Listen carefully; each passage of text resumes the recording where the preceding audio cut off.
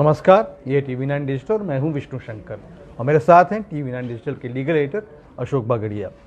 अंग्रेजी दैनिक Indian express में आज एक खबर छपी है जो सुर्खियों में है।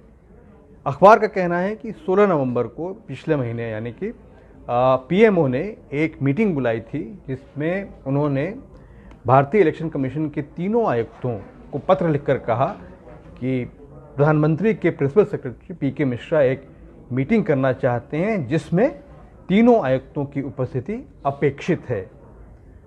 इस बात को लेकर के कई तरह के सवाल उठाए जा रहे हैं क्योंकि भारतीय इलेक्शन कमीशन एक संवैधानिक संस्था है और उसको ताकि उस पर यह आरोप न लगे कि वो सरकार के प्रति पक्षपात करती है या किसी तरीके से उनसे इन्फ्लुएंस होती है, एक हाथ की दूरी रखी जाती है।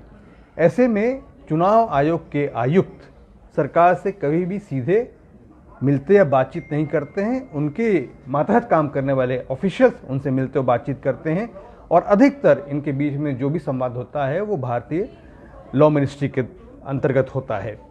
अशोक बागड़िया, ये जो खबर आई है कि चिट्ठी लिख करके तीनों चुनाव आयुक्तों से कहा गया कि पीके मिश्रा जिस मीटिंग को चेयर कर रहे हैं उनमें उनकी उपस्थिति अपेक्षित है, इसको आप किस तरीके से देखते हैं?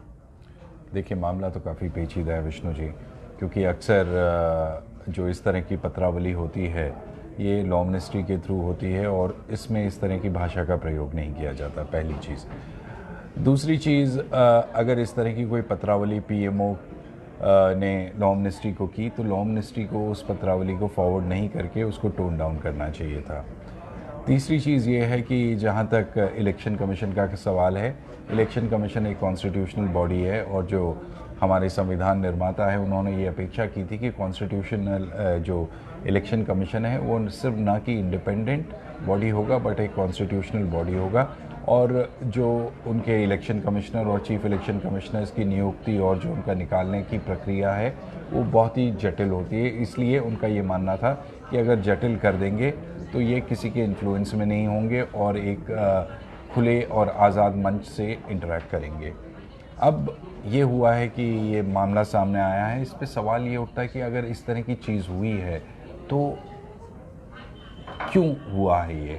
मतलब कि अब हो सकता है कि सही मंशा भी हो सकता है गलत मंशा भी हो। देखिए, चूंकि आपने ये सवाल खुद ही उठा दिया, मैं आपसे ये पूछना चाह रहा था कि अभी अगले कुछ महीनों में ही 5 राज्यों में विधानसभा चुनाव होने वाले हैं, तो इसमें इस तरह का आरोप लग सकता है सरकार पर कि वो इस तरह की मीटिंग बुला करके क्या हासिल करना चाह रही थी। देखिए, जहाँ तक चुनावों का सवाल है, आपकी बात बिल्कुल सही है कि 5 राज्यों में चुनाव होने वाले हैं और इन चुनावों में जो इलेक्शन कमीशन की भूमिका होती है वो बहुत अहम होती है और इस अहम भूमिका के तहत इलेक्शन कमीशन डेट्स डिसाइड करता है। इस भूमिका के तहत इलेक्शन कमीशन ये डिसाइड करता है कितने फेजेस में इलेक्शंस होंगे, ये भी डिसाइड करता है कि कौन एक्सटर्नल ऑब्जर्वर्स होंगे, कितनी पैरामिलिट्री फोर्सेस होंगी नहीं होंगी और डे टू डे रनिंग जो होगा इलेक्शन का ऑपरेशंस का वो पूरी तरह इलेक्शन कमीशन ऑफ इंडिया के हाथ में होता है। तो अब जैसे कि आपने बताया कि 5 राज्यों में चुनाव है तो जाहिर है कि सवाल उठाए जाएंगे। विपक्ष की जो पार्टीज़ हैं वो ये सवाल पूछेंगी कि भाई इस तरह का ऐसा क्या हो गया था कि इसी वक्त आपको ये मीटिंग करने की ज़रूरत थी और अगर मीटिंग करने की ज़रूरत थी तो आपको एजेंडा क्लियरली आपने क्यों नहीं बताया और आपने ये क्यों लिखा अपनी पत्रावली में कि चीफ इलेक्शन कमिश्नर और उनके जो दूसरे इलेक्शन कमिश्नर होता है उनकी मौजूदगी ज़रूरी है, क्योंकि इस तरह की जो मीटिंग्स होती है इलेक्शन कमीशन के साथ वो डिप्टी इलेक्शन कमिश्नर्स अटेंड करते हैं जो आईएएस अधिकारी होते हैं। जो सीईसी और ईसीज होते हैं वो कॉन्स्टिट्यूशनल अधिकारी होते हैं और इस तरह की मीटिंग में वो हिस्सा नहीं लेते। जी बिल्कुल, आप सही बोल रहे हैं। तो ये बताइए कि जब इसके बारे में स्पष्टीकरण मांगा गया तो अधिकारियों का कहना था कि कुछ नहीं, ज़्यादा बड़ी बात नहीं है। तीनों आयुक्तों ने चुनाव सुधार और इलेक्टर रोल्स में जो सुधार किए जा सकते हैं उनके बारे में बात की। तो भारतीय जनता पार्टी की जो एनडीए की सरकार है केंद्र में, उसका चुनावी मैनिफेस्टो ये कहता था 2019 का कि वो चाहते हैं कि एक कॉमन इलेक्टोरल रोल बने जिसके तहत पंचायत, म्यूनिसिपल बॉडी, ज़िला परिषद, राज्य की असेंबलियों और पार्लियामेंट के लिए जो चुनाव होते हैं उनमें वोटर्स लिस्ट जो है वो कॉमन हो। ये प्रक्रिया बड़े लंबे समय से चल रही है, इसके बारे में कई बार अनुशंसाएं भी, रिकमेंडेशंस भी हुई हैं। तो क्या वाकई ये इतना गंभीर मामला है कि इसके लिए मीटिंग बुलाई गई हो सकती है? हो सकता है और नहीं भी हो सकता है। जी। हो सकता है कि मच अडू अबाउट नथिंग वाली बात भी हो कि मामला सचमुच में कुछ ना हो, लेकिन जो टाइमिंग है इस चीज़ की उजागर होने की वो सवाल पैदा करते हैं। जहाँ तक मोदी सरकार की बात है, वो काफ़ी लंबे समय से ये चाहते हैं कि एक कॉमन इलेक्टोरल रोल बने, जो वोटर्स हैं उनकी एक कॉमन इलेक्टोरल लिस्ट बने। और हो सकता है सचमुच में कि जो प्राइम मिनिस्टर के प्रिंसिपल सेक्रेटरी है पीसी मिश्रा, इस विषय में जानकारी चाहते हैं, पीके मिश्रा, वो इस विषय में इलेक्शन कमीशन से जानकारी चाहते होंगे।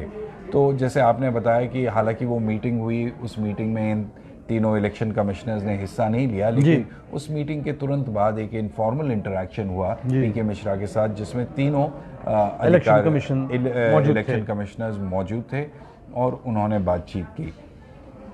तो जहाँ तक सिर्फ इलेक्टोरल रोल्स का सवाल है, बिल्कुल सही है कि वो लॉ मिनिस्ट्री चाहती तो डिप्टी इलेक्शन कमिश्नर्स को बोलती, जो इस पर्टिकुलर मुद्दे पे डील कर रहा है उससे जानकारी हासिल कर सकती थी। लेकिन जहाँ तक इलेक्शन कमिश्नर्स को बुलाने का सवाल है मीटिंग के लिए, ये थोड़ा सा, लेकिन अशोक देखिए,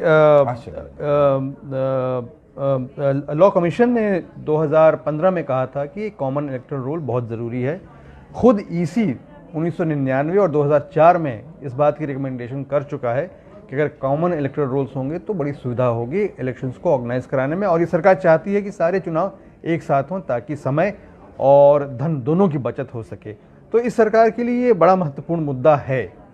तो इसकी प्रगति के लिए अगर वो पूछ रहे हैं तो इसमें तो बड़ी बात नहीं होनी चाहिए। देखिए, कॉमन इलेक्टोरल रूल्स की जो बात है, ये बेसिकली इसलिए इंट्रोड्यूस करने की बात की गई है कि जो इलेक्शन मैल प्रैक्टिसेस होती हैं उसको ये लोग कम करना चाहते हैं। होता क्या है कि अक्सर पंचायत लेवल चुनाव पे अगर आप देखेंगे तो एक सेपरेट इलेक्टोरल, जो वोटर्स होते हैं उनकी एक लिस्ट होती है, फिर पंचायत के ऊपर म्यूनिसिपैलिटीज़ का चुनाव होता है तो उसमें एक अलग इलेक्टोरल रोल होता है, फिर असेंबलीज़ में जो चुनाव होता है उसके लिए अलग इलेक्टोरल रोल होता है, और जो लोग फिर लोकसभा के लिए जो चुनाव होता है उसके लिए अलग। तो उसमें जबकि वोट करने वाले सेम लोग हैं, जी बिल्कुल, लेकिन सेपरेट इलेक्टोरल रोल से इलेक्शन मैल प्रैक्टिसेस पैदा होती हैं और काम फैलता है बिना बात के, काम फैलता है, डुप्लीकेशन ट्रिप्लीकेशन होता है इस चीज़ का। तो हालांकि ये बात सही है कि मोदी सरकार चाहती है ये कॉमन इलेक्टोरल रोल हो और इलेक्शन मैल प्रैक्टिसेस, जो फर्जी वोट गिरते हैं, उसको रोका जाए।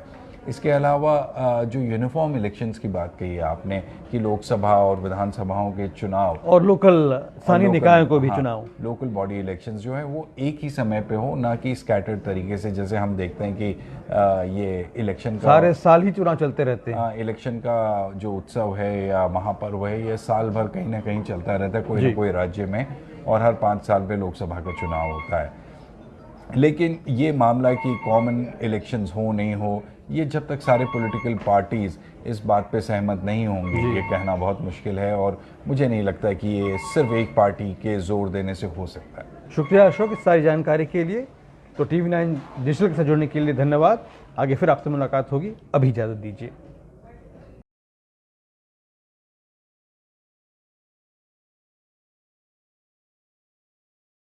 देश बनता है अपने नागरिकों से, ऐसे नागरिक जो अधिकार के साथ कर्तव्य पर भी ध्यान दें, जो सच्चाई का आदर करें लेकिन असत्य से लड़ना भी सीखें, जो सिर्फ जानकार न बने बल्कि जागरूक भी रहें।